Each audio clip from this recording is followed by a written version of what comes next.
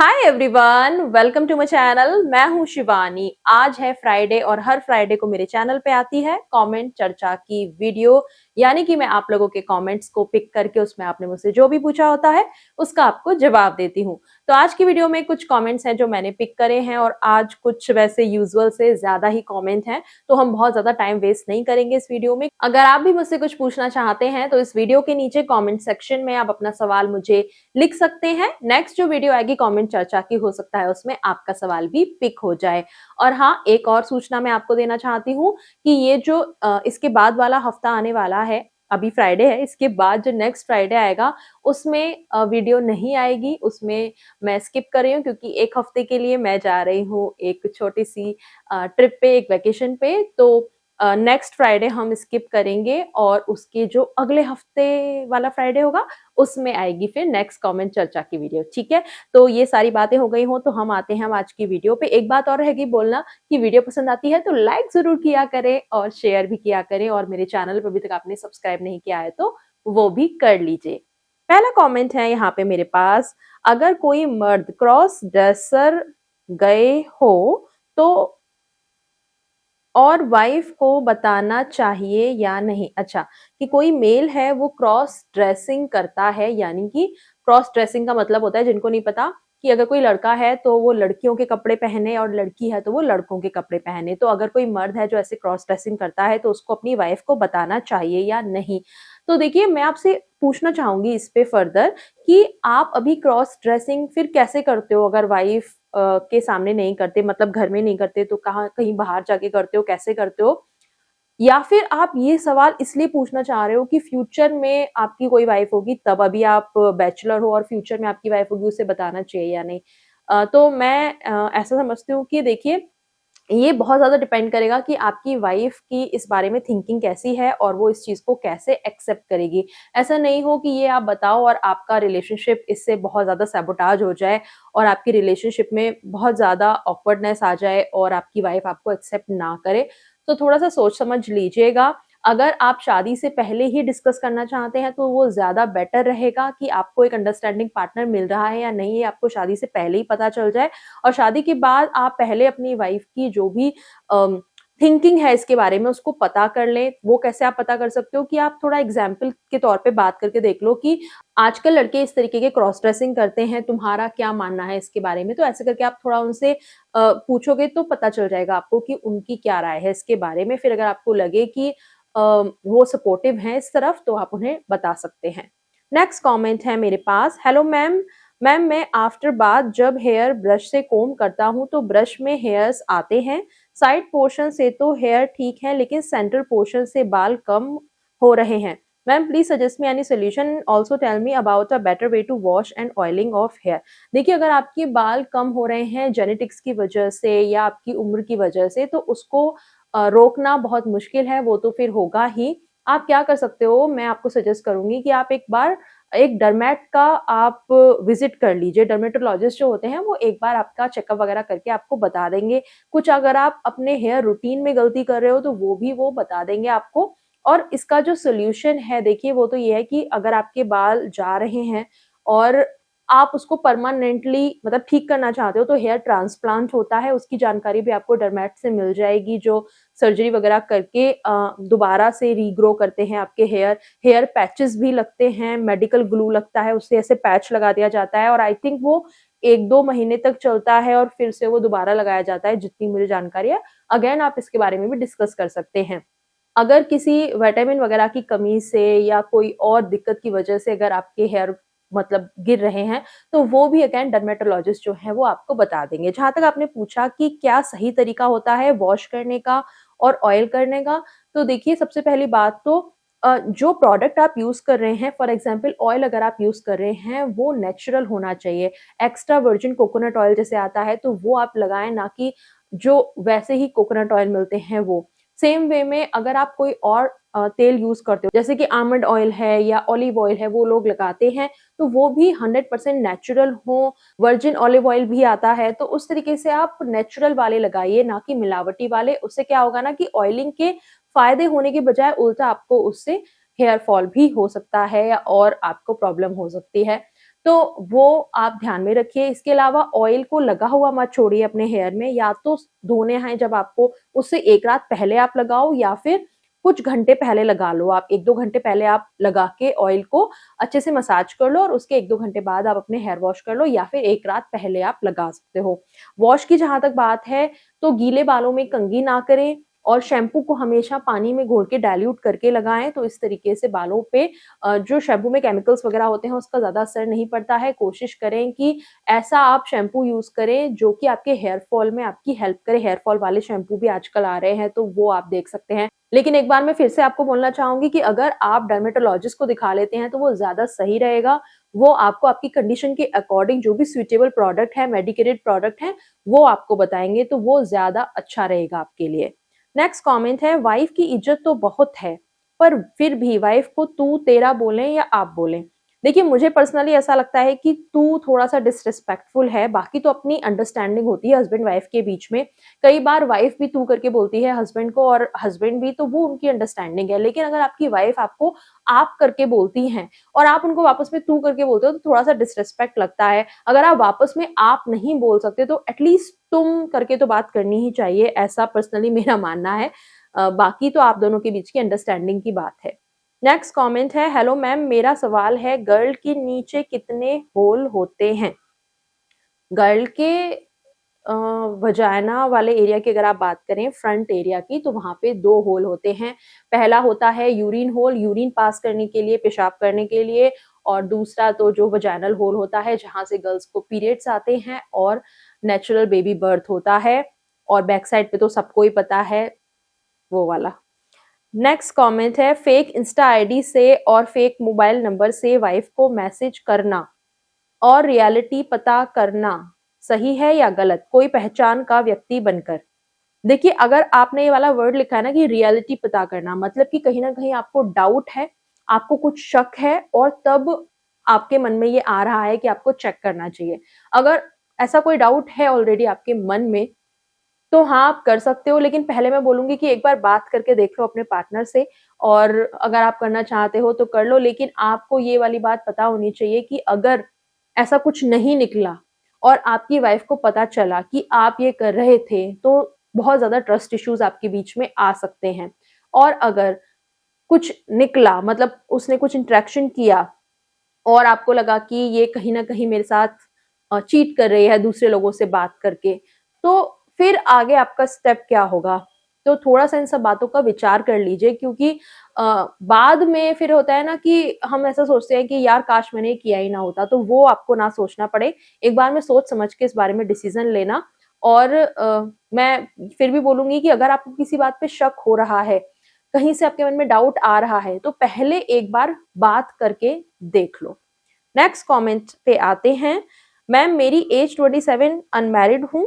Ma'am मैंने शिलाजीत खाना चाहता हूँ मेरी डिप्रेशन एंड स्ट्रेस के लिए। मेरी क्वेश्चन है, मैं शिलाजीत ले सकता हूँ क्या? देखिए, शिलाजीत को माना जाता है कि जिनके शरीर में वो कमजोरी फील करते हैं, तो एनर्जी बूस्ट के लिए शिलाजीत रिकमेंड किया जाता है। अगर आप थका हुआ फील करते हो या फटीग जैसा फील करते हो, तो आप ले सकते हो शिलाजीत, उसमें आपकी हेल्प कर सकता है। लेकिन अगर आप बोल रहे हो कि आप डिप्रेस्ड हो या स्ट्रेस में कांस्टेंट रहते हो, तो ऐसे में आपको एक प्रॉपर गाइडेंस की जरूरत होती है। इसके लिए थेरेपीज आपको लेनी होती हैं।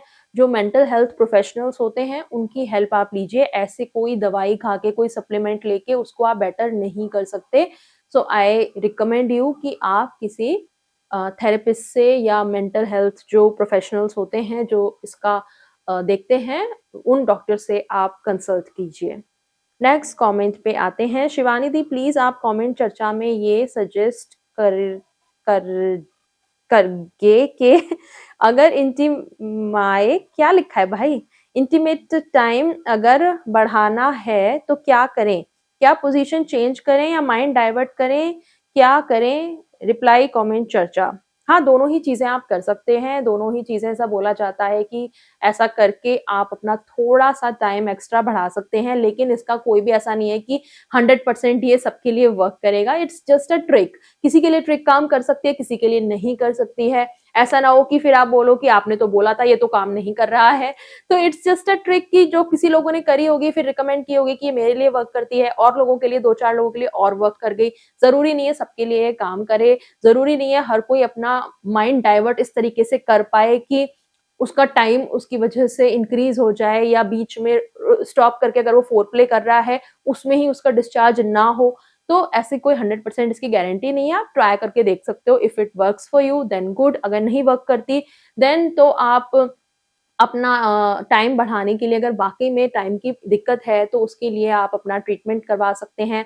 आप मेरी वीडियो भी देख सकते हैं, इसमें मैंने वीडियो अलग से बनाई हुई है, जिसमें मैंने आयुर्वेदिक नुस्खा भी शेयर किया हुआ है, तो वो वीडियो आप देख लेना, मैं यहाँ पे लिंक दे दूँगी। और ये सारी चीज़ें भी अगर काम नहीं करती हैं, खुद से आप नहीं बेटर कर पा रहे हो खुद को, और आपको ऐसा लगता है कि वाक़ई में प्रॉब्लम बहुत ज़्यादा है, तो मैं आपको रिकमेंड करना चाहूँगी, आप किसी प्रोफेशनल से अपना ट्रीटमेंट कराइए।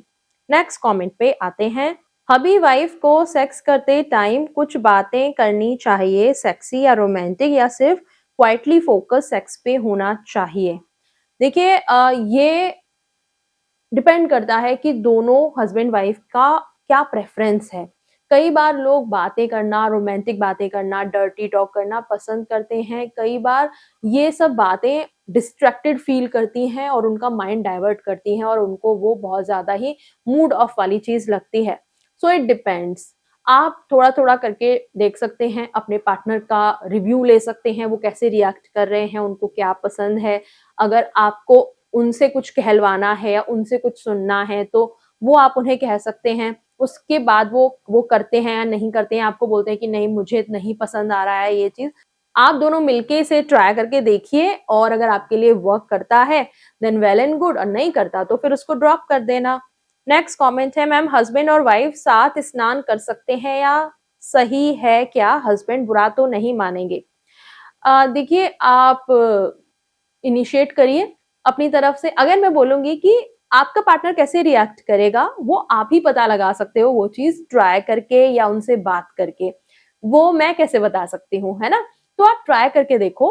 आप उनको बोलो कि मैं भी नहाने चलती हूँ आपके साथ, अगर मैं नहाऊं तो आपको कोई प्रॉब्लम तो नहीं है। देन उनके रिस्पॉन्स के बेस पे आप देखना कि वो लाइक कर रहे हैं या नहीं कर रहे हैं। नेक्स्ट कमेंट पे आते हैं, रात को बिना कपड़े हस्बैंड वाइफ सो सकते हैं? बिल्कुल सो सकते हैं, अगर दोनों को कोई दिक्कत नहीं है, प्रॉब्लम नहीं है तो ऑफ कोर्स। नेक्स्ट कमेंट है, दी ठंड में कैसे पढ़ाई करें, स्टूडेंट्स के लिए कोई सजेशन? भाई ये वाली प्रॉब्लम तो मुझे खुद आती थी कि मैं जब रजाई में बैठती थी और रजाई में बैठ के मुझे पढ़ना अच्छा लगता था, थोड़ा टाइम तो बड़ा मन लगता था एकदम कोजी वाले एनवायरनमेंट में बैठ के, लेकिन फिर एकदम से नींद आने लगती थी। तो ऐसे में कॉफी या चाय आपकी हेल्प कर सकता है, मैं यही बोलूंगी। और दूसरा ये कि रजाई में घुस के मत बैठो, टेबल चेयर पे बैठो। टेबल चेयर पे अगर आपको ठंड लगती है, आप चाहे सॉक्स पहन लो, कैप पहन लो, पूरा अच्छा जैकेट वैकेट पहन लो, ऐसे खुद को गर्म रखो। लेकिन बिस्तर पे बैठोगे, रजाई में बैठोगे तो डेफिनेटली नींद आती ही है, सुस्ती आती ही है। सो मेरा तो बस यही रिकमेंडेशन हो सकता है। बाकी भाई बहुत ज्यादा मैं चीज शेयर नहीं कर पाऊंगी आपके साथ, क्योंकि सुबह उठना मेरे लिए पॉसिबल होता नहीं था। रात को स्टडी करना मेरे मतलब प्रेफरेंस में था कि मैं रात को ही स्टडी करूं, और रात को जब सर्दियों में वही जब कंबल में घुस के बैठ जाओ फिर नींद आती ही आती थी। तो ये वाली चीज थी। हाँ, एक चीज मैं करती थी जो मेरे लिए वर्क करता था, कि जब मुझे ऐसा नींद वाले झोंके आने लगते थे और मेरा मन पढ़ाई में मुझे ऐसा लग रहा है कि नहीं अब लग रहा है, तो मैं खड़े होके वॉक करती थी, और मैं धीरे धीरे वॉक करते करते पढ़ती थी। तो हाँ, वो मेरे लिए बहुत ज्यादा काम करता था। तो ये आप ट्राई करके देख सकते हो। नेक्स्ट कमेंट पे आते हैं, मैम क्या बियर्ड उगाना संभव है कोई मेडिसिन से? पता नहीं मुझे, एक्चुअली सच में मुझे इसकी जानकारी नहीं है कि ये कितना वर्क करता है, क्योंकि मार्केट में बहुत सारे ऐसे ऑयल, बियर्ड ऑयल वगैरह हैं। कुछ जेल टाइप का भी आता है आई थिंक, पता नहीं वो कितना वर्क करता है या नहीं। अगेन मैं बोलूंगी, कोई भी आपको स्किन से रिलेटेड एंड हेयर से रिलेटेड इशू है, तो आप डरमेट को विजिट करो, क्योंकि वो इस चीज में मेडिकली ट्रेंड है, मेडिकली उन्होंने इस चीज की पढ़ाई करी है। और हर किसी की स्किन डिफरेंट डिफरेंट होती है, हर किसी के हेयर की क्वालिटी अलग होती है। सो आपके लिए पर्टिकुलरली बेस्ट क्या है, आपके बियर्ड में ग्रोथ कम क्यों है और उसको कैसे बढ़ाया जा सकता है, वो सब कुछ वो चेक करने के बाद आपको बेहतर गाइड कर पाएंगे। तो आपके नियर बाय कौन सा अच्छा डरमैट है आप पता करो और आप उनसे कंसल्ट करो। नेक्स्ट कमेंट पे आते हैं, मुझे ये बताओ कि किसी गर्ल को फर्स्ट देख के लाइक करने लगो और वो भी लाइन दे रही तो उसे बात कैसे इनिशिएट करें, कंसिडरिंग वो इस मोमेंट के बाद कभी नहीं मिलेगी, so don't want to lose this opportunity. Okay, I think आप उस तरीके की बात कर रहे हो कि कभी हम किसी इवेंट में किसी से मिलते हैं। कई बार मैंने सुना है कि लोग लंबे जर्नी के दौरान जैसे ट्रैवल कर रहे हैं कहीं पे, तो ट्रेन जर्नी है, बस जर्नी है या फ्लाइट की जर्नी है, उस टाइम पे कोई आपको पसंद आ जाए तो इस तरीके की चीजों में आप पहले तो कुछ पूछने से शुरुआत कर सकते हैं, जैसे कि कुछ भी अपने सराउंड के बारे में आप पूछ सकते हैं, कुछ भी ऐसा कि सामने वाले को ऐसा ना लगे कि आप जबरदस्ती का बात इनिशिएट कर रहे हो, आप जेन्युइनली कुछ पूछना चाहते हो, आपको वो चीज पता नहीं है ऐसा उसको लगे। फॉर एग्जाम्पल कैसे समझाऊं, अगर आप मुंबई जा रहे हो फॉर एग्जाम्पल, तो आप मुंबई के बारे में पूछ सकते हो कि एक्सक्यूज मी, क्या आप भी वहां जा रहे हो, आपका स्टेशन कहाँ है, अच्छा आप वहां पहले भी गए हो क्या, वहां पे कौन कौन से घूमने की जगह है, मैं फर्स्ट टाइम जा रहा हूँ तो मुझे वहां पे क्या देखना चाहिए, आप थोड़ा अगर बता सकते हो। तो इस तरीके से कुछ भी आप ऐसा कि जिसको दूसरे को सुन के ऐसा लगे कि ये जेन्युइनली मुझसे जानना चाह रहा है, ये मुझे एक समझदार व्यक्ति मान रहा है पूरी इस जगह में, तो इसलिए मुझसे ये बात कर रहा है। आगे से अगर रिप्लाई अच्छा मिलता है, रिस्पॉन्स अच्छा मिलता है, मतलब कि देन फिर आगे आप कम्युनिकेशन बिठा सकते हो कि अच्छा, और भी चीजें उनसे पूछ लो कि आप क्या करते हो, आप कहाँ से हो, ये सब चीजें आप थोड़ी बहुत इंट्रोडक्शन वाली चीजें शुरू करो। एंड देन आप उनसे उनका सोशल मीडिया पूछ सकते हो, सोशल मीडिया अगर वो दे दें तो आप फिर वहां पे उनसे आगे बात कर लेना। तो इस तरीके से आप बात कर सकते हो। इसके अलावा कहीं और अगर आप ऐसी जगह मिले हो कि कोई इवेंट वगैरह है, तो अगेन वहां के बारे में कुछ भी क्वेरी कर लो। तो मेरा मानना यह है कि सबसे पहले आपको क्वेश्चन से शुरुआत करनी चाहिए एंड देन देखना चाहिए सामने से रिस्पॉन्स कैसा मिल रहा है। नेक्स्ट कमेंट और कोई भी नहीं है, यही थे सारे कमेंट जो मैंने आज की वीडियो के लिए पिक करे थे। अगर कुछ लोगों के कमेंट्स रह गए हो तो प्लीज बुरा मत माना करो यार। आप ये बोलने लग जाते हो हम तो जा रहे हैं, हम कनेक्शन आपसे तोड़ रहे हैं, हम अनसब्सक्राइब कर रहे हैं।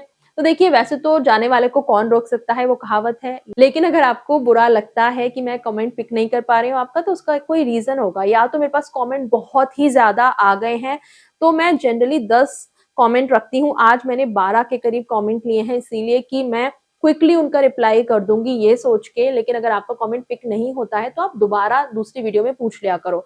लेकिन बैक टू बैक अगर आपको ऐसा लगता है कि आपका कमेंट पिक नहीं हो रहा है, देन उसका कोई रीजन हो सकता है। जैसे कि मेरे पास कमेंट आया ही ना हो। कई बार अगर आप ऐसे वर्ड्स यूज कर लेते हो जो कि YouTube गाइडलाइन के अप्रोप्रिएट नहीं है, कम्युनिटी गाइडलाइन के अप्रोप्रिएट नहीं है, तो YouTube उसको होल्ड कर देता है या डिलीट कर देता है। और कई बार मैं भी पिक नहीं कर सकती हूँ इतने ज्यादा, मतलब थोड़े से सेंसुअल वर्ड अगर उसमें यूज हो रहे हो, थोड़ा वल्गर तरीके से क्वेश्चन पूछा गया हो। अब वही वाली बात है कि आप बोलोगे कि हमारे लिए तो ये चीज वल्गर नहीं है, लेकिन थोड़ा सा शब्दों का चयन मैटर करता है, क्योंकि हम यहाँ पे एक पब्लिक प्लेटफॉर्म पे हैं और मेरे वीडियोस थोड़ा सा एजुकेशनल वे में होते हैं।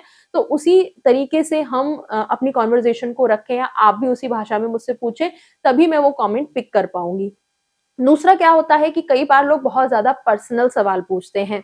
आप मेरी लाइफ में या मेरे हस्बैंड वाइफ, हमारे जो रिलेशन है मेरे हस्बैंड के साथ, उसके बारे में नॉर्मल कोई रिलेशनशिप वाला सवाल पूछोगे तो शायद मैं आंसर दे पाऊं। लेकिन अगर आप हमारी सेक्सुअल लाइफ में घुसने की कोशिश करोगे तो ऑब्वियसली मैं आंसर नहीं करूंगी। इसके अलावा और कोई ऐसी पर्सनल डिटेल आप मुझसे पूछते हो, लाइक आपका फोन नंबर बता दो, मुझसे बात कर लो, मुझे कंसल्टेशन दे दो, तो मैं उसमें आपको क्या रिप्लाई करूं। कई बार लोग मुझे ऐसी चीज बस लिख देते हैं, उसमें कोई क्वेश्चन नहीं होता, वो बस एक स्टेटमेंट टाइप का होता है और आप ऐसा सोचते हो कि आपने मुझसे कुछ पूछा है। लेकिन मुझे कई बार ऐसा लगता है कि इसमें क्वेश्चन कहाँ था। तो थोड़ा सा ये वे भी हो सकता है। तो आप थोड़ा सा अपना जो भी सवाल है उसको डिफरेंट तरीके से फ्रेम करके आप मुझसे नेक्स्ट टाइम पूछ सकते हैं। और कई बार जैसे कि मैंने बोला कि बहुत ज्यादा कमेंट होने की वजह से मुझे कई बार चूज करना पड़ता है कि इसमें से मैं कौन सा मुझे ज्यादा बेटर लग रहा है उसे मैं पिक कर लूं, कौन सा नहीं करूं।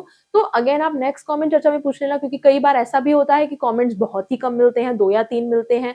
तो जब कम कमेंट्स होंगे वहां पे मैं शायद उसको तब पिक कर लूं आपके कमेंट को। तो ऐसे गुस्सा मत हुआ करो। और चैनल पे अगर आए हो, आपको भी कुछ अच्छा लगा होगा, कुछ कनेक्ट किया होगा, मेरी बातें आपको अच्छी लगती होंगी या जो मैं सजेशन देती होंगी वो अच्छे लगते होंगे, तो इसीलिए आप यहाँ पे हो। तो ऐसे ही बने रहो, मुझे अपना प्यार देते रहो, सपोर्ट देते रहो, लाइक करते रहो वीडियोस को। अभी मैं चलती हूँ, मिलूंगी आपसे नेक्स्ट वीडियो में। और जैसे कि मैंने कहा कि कमेंट चर्चा की वीडियो इस नेक्स्ट हफ्ते नहीं आएगी, उससे अगले वाले में आएगी, लेकिन आप कमेंट्स देना मत भूलना, क्योंकि कमेंट में इसी वीडियो से उठाने वाले हो। अपने कमेंट्स मुझे भेज देना, थोड़ा लेट आएगी लेकिन वीडियो आएगी जरूर। तो चलिए मिलते हैं अगली वीडियो में। Bye, take care.